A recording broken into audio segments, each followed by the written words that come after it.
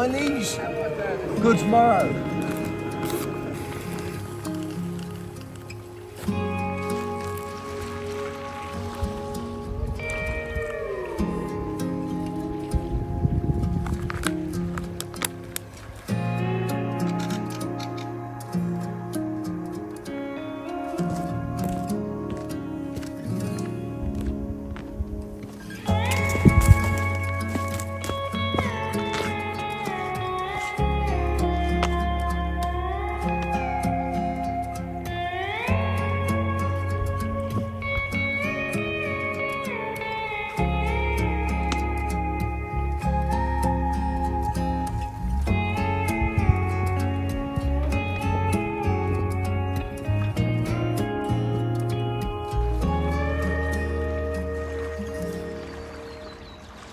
Good morning.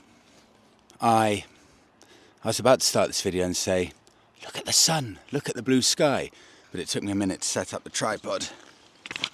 And in that minute, somehow, the clouds have covered the sun and for now the blue sky's gone, but it's actually quite warm. I think it must be about, it feels like it could be 10 degrees, bearing in mind I'm wearing about 4 layers. Slept really well, but the sun genuinely doesn't set here, as I said yesterday evening. It says on Apple Weather, next sunset, not within the next 7 days. So we ended up going to bed at 2 o'clock. It really does mess with your body clock because, you know, it was midnight and we were all chatting around the bonfire and not one of us was tired. And then someone looked at their watch and said, it's midnight. And eventually an hour and a half later, we're like, look, we need to go to bed now because otherwise this is just getting ridiculous. So today, to get to Nordkapp, our end destination, this is it. This is going to be the culmination of 9 days heading north. It's, I think, about 300 miles, 300 kilometers, 250 kilometers. We think it will take maybe 4 hours, maybe 5 hours with a stop.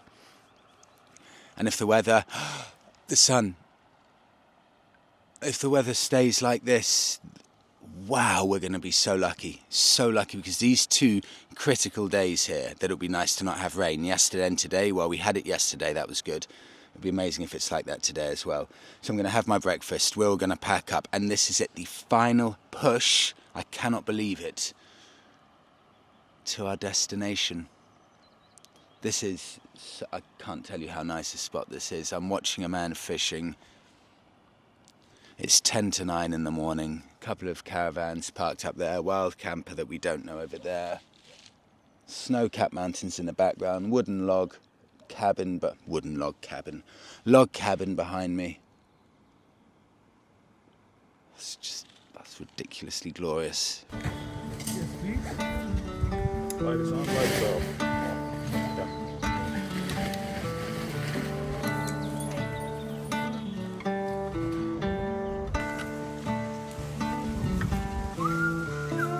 You are leaving tomorrow.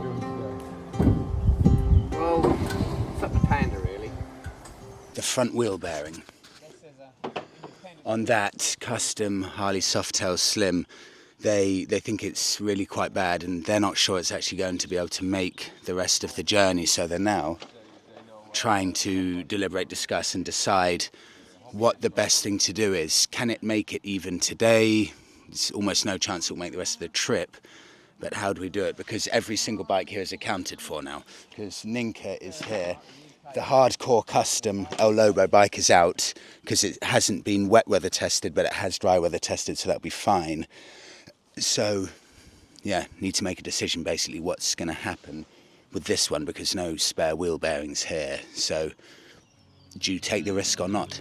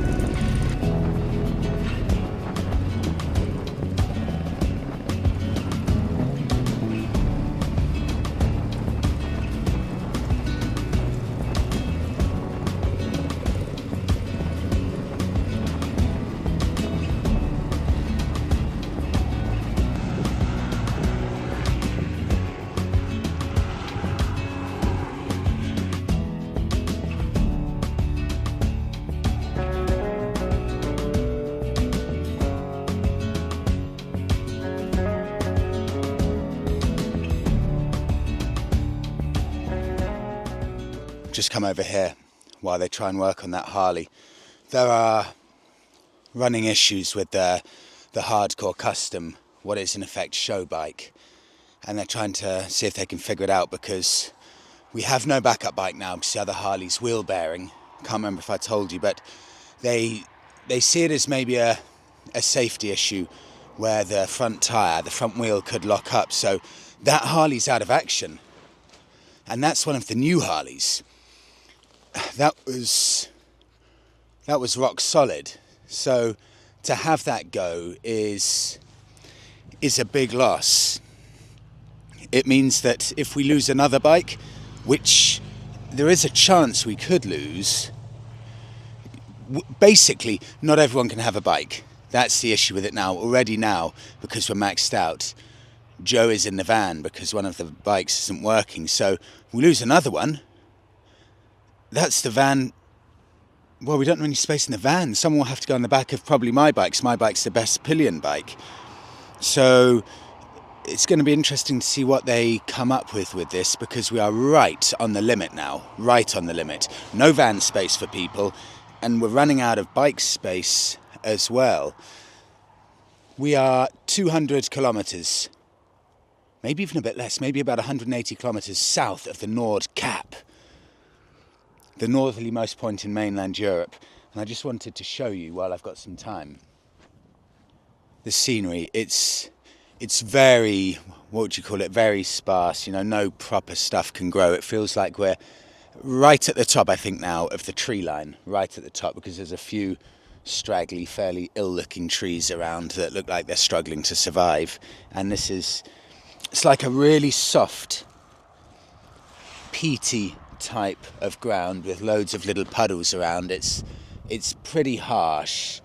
I can't imagine anyone, I can't imagine anyone living here. I know they do. The Norwegians are built differently, but this is a harsh environment, definitely. But what there are so many bikers. I think this is a bit of a biking mecca to say I've made it to the Nordkapp. So we've seen loads, Czech, Germany, Finnish, those kinds of areas. Right, I'll go back and see how progress is going, but we're probably, depending on this bike, maybe 3 hours away, something like that. So it's getting closer.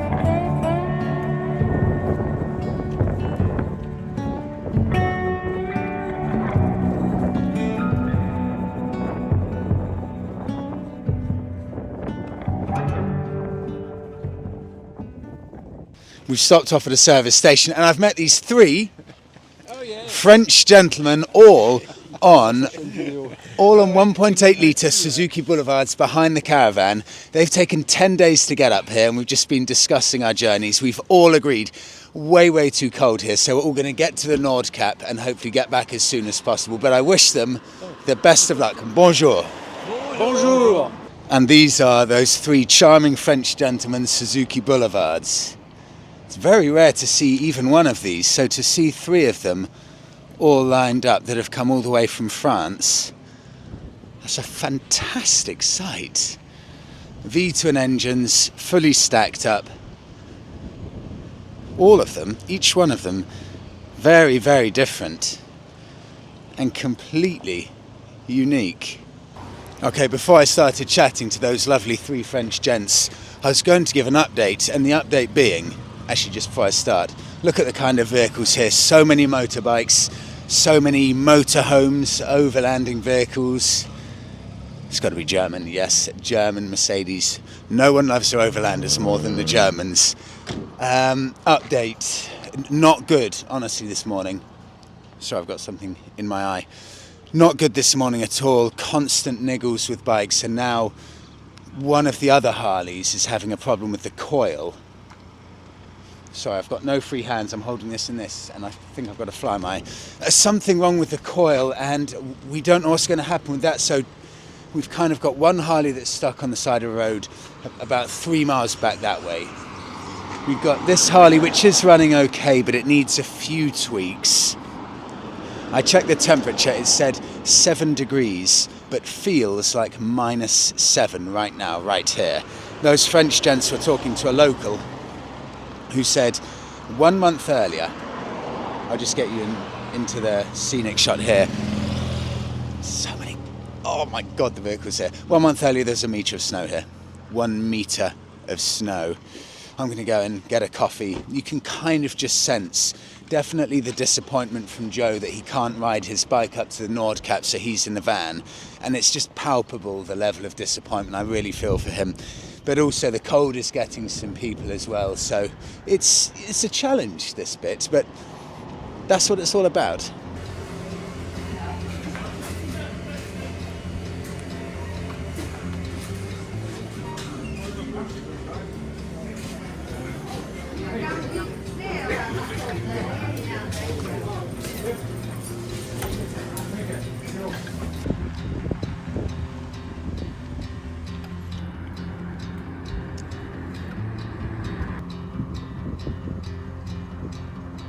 Well, this is amazing. I now have 4 new international friends. German gentleman on the Royal Enfield Bullet 500 who's heading up to Lapland, and 3 French friends, all on Suzuki Boulevards. The amount of international people here is crazy. Just seen a massive group of Czech and Italian riders. You got the Germans here, always Germans exploring everywhere. Dutch, French, and Polish. Polish on 2 Triumphs as well. Update. I've just been inside to chat to the rest of the team. They're having a hot dog while I cook my dehydrated meal. One of the Harleys, the coil's gone. It's done. And we don't have a spare coil. My mechanical knowledge isn't enough to understand if this is going to make it. But this is Dennis with his hardcore custom Harley. This made it all the way. I mean, it's had niggles along the way. In the evenings he spent his time kind of fixing it and getting stuff sorted for the next day, but it has made it under its own steam from Holland to here, 100 kilometres from the Nordkapp. So if it doesn't make it that last 100 kilometres, for one, that'll be heartbreaking for him. Secondly, I don't know if there's any room left. Well, I know there isn't any room left at all. Dennis is a big guy. He's not going to be wanting to be pillion on anyone else's bike. I don't know what's going to happen right now. It's almost that attrition type thing. You just got to keep on trucking, keep on going. But today has been a tough day, 100%. So I'll just wait here, eat my dehydrated meal. I've got a box of Pringles, and I'm just watching all of the international bikers coming and going. We're just going to wait here, though, until hopefully we see the bikes or a van with all the bikes in.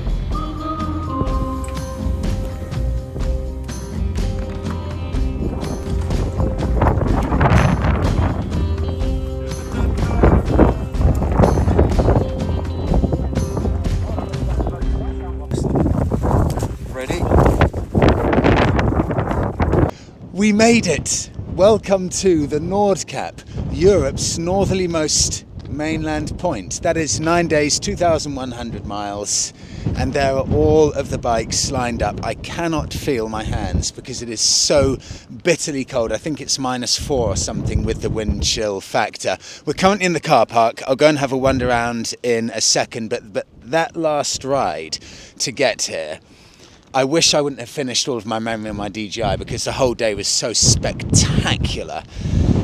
But trust me, it was one of the most memorable rides I've ever done, especially that last 15 miles to get here. It's truly magic. It's like Scotland, but on a scale 10 times bigger, with weather 10 times more brutal. For now, we'll have a little celebration. That is a great achievement of nine days to get here. We've just had a Jägermeister orange. Let's see what's going on. Let's soak in this achievement. It's just a sea of really hardcore overlanding vehicles. Some of them are incredible. This is a proper stop-off. It's pretty much just one road leading to the Nordkapp, and it's almost maddening because it's so long and spectacular and dramatic. But you know you've got to go the entire way back, and it gets colder and colder and more exposed. And you're loving the scenery, but deep down you know you've got to get back, and your hands just get, well, they turn into icicles. It's painful actually in the end. I'll tell you what I'm going to do. There's some incredible cars and bikes. I'll flip the camera just to show some of these. Some of these are really nice, and it shows the kind of characters that do this route. Old Belgian Alfa Romeo 2000. Incredible to see that. Looks like they're on a rally. Another Belgian and another Belgian old Alfa Romeo. They are really beautiful looking cars. And that's a serious trip. Belgium all the way here. Oh, Nordkapp. They've even got it on there. June 14th to 30th, 2025. So I'll just reposition my camera. I've lost all feeling in my hands, so I couldn't feel if I'm even holding it properly anymore. Huge amount of adventure bikes, BMWs, things like that. Loads of camper vans, about 50% of vehicles are camper vans. Let me give you a little run through of some of the bikes to show the kind of countries and how eclectic a mix it is. French Suzuki adventure bike. Danish BMW GS. Danish, BMW, that's probably Norwegian, Dutch, always loads of Dutch, Swiss,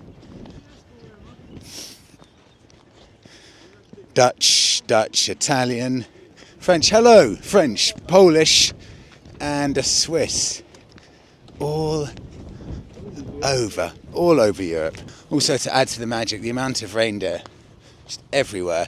There are so many reindeer running about, the scenery. I'll try and give you a better shot later, but scenery like this as we're coming, you stop even looking. It's like seeing a fox in London. It's that common.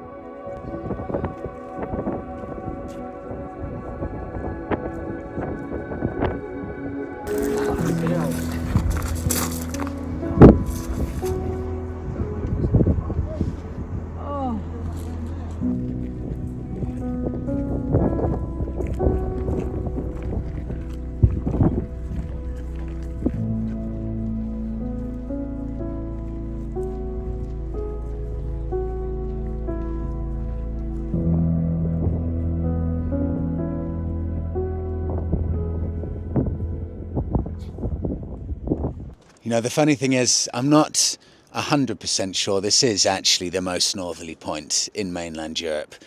I had a quick look on Google Maps about a minute ago, and it looks like there's a place just to the west of here, in Norway also, that is even further north than here. But the Nordkapp, where I'm standing right now, This is the place where the adventure seekers, the challenge enthusiasts like to come, and this is the place that really gets the headlines for being the most northerly point, although I don't know if that's quite technically accurate. For my US or American viewers in general, to the best of my knowledge, near or near enough, it looks like we are at exactly the same latitude right now as the northerly-most point in Alaska.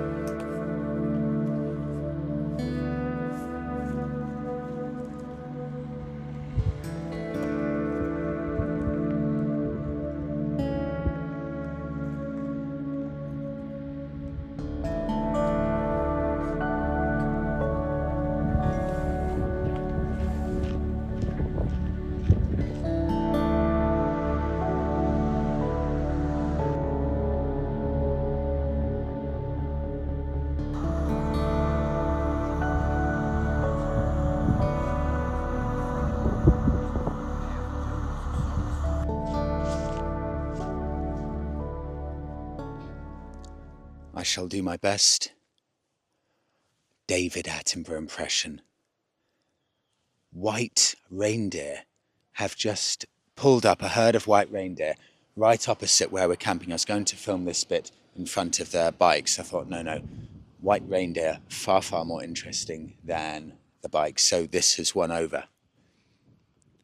That's incredible. There are a group of 10 of them just running across the other side of the lake now, and there's this one albino reindeer literally right next to me. It's magic. Today, toughest day so far, purely because of the amount of breakdowns. It got really draining. It got so bad there are now 3 of the Harleys being packed into the van because 3 of them have issues. That means that we've run out of bikes. So for the last hour and a quarter, Ninka, Joe's wife, was on the back of my Bonneville to make it up to the Arctic Circle because there was no other choice. The van was full of people in the van and we needed the space, so pillion riders were needed today. The Nordkapp was amazing. I mean, really, really spectacular and so amazing.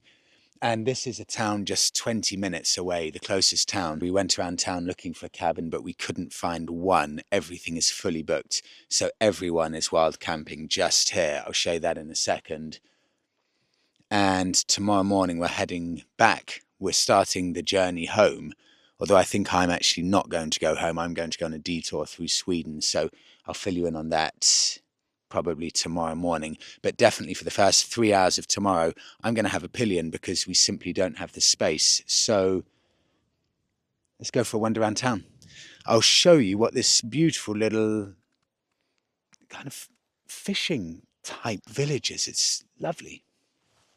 It's incredible, isn't it? A herd of reindeer are just casually walking through town.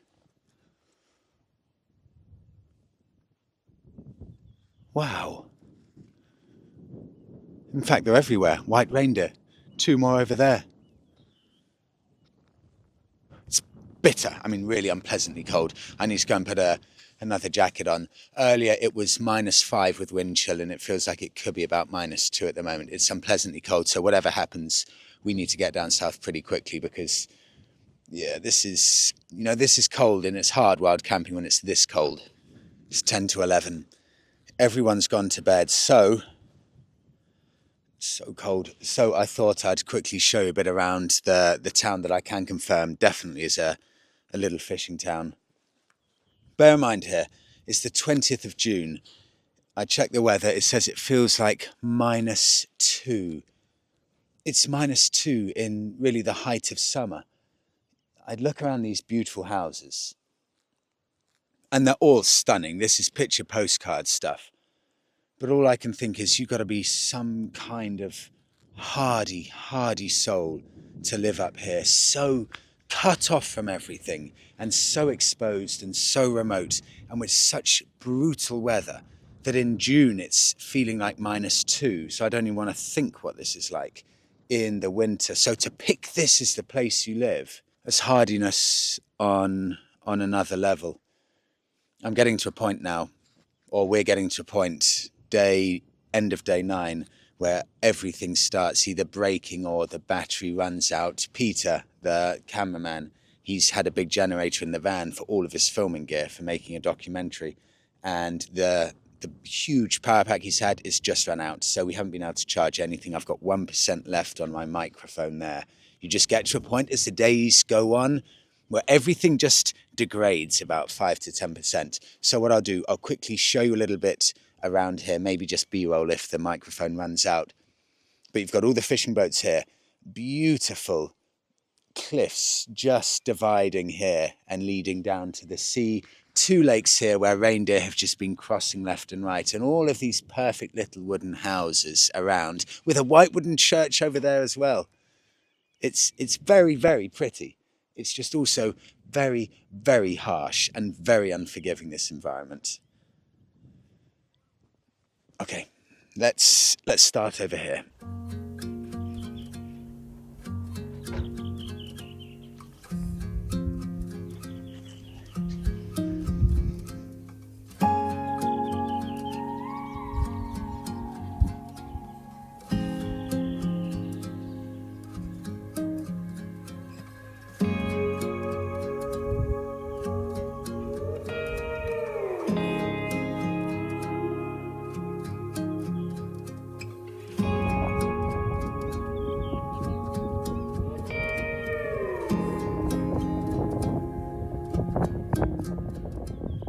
Okay, that's it. I can't bear it any longer. I'm far too cold. I'll go and find Peter, who's over there in his thermal gear, and I'm going to bed because I need to get into my sleeping bag, fully clothed exactly like this, and hope that I don't get hypothermia. I'll see you in the morning when trust me, I desperately head down south to get some more warmth. Even an extra 5 degrees, oh, that would make all the difference. Sorry, my microphone just died. I'm now all out of battery and everything.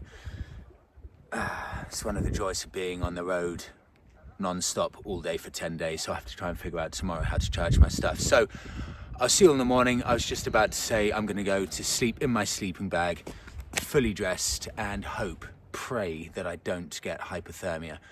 So I'll see you all in the morning.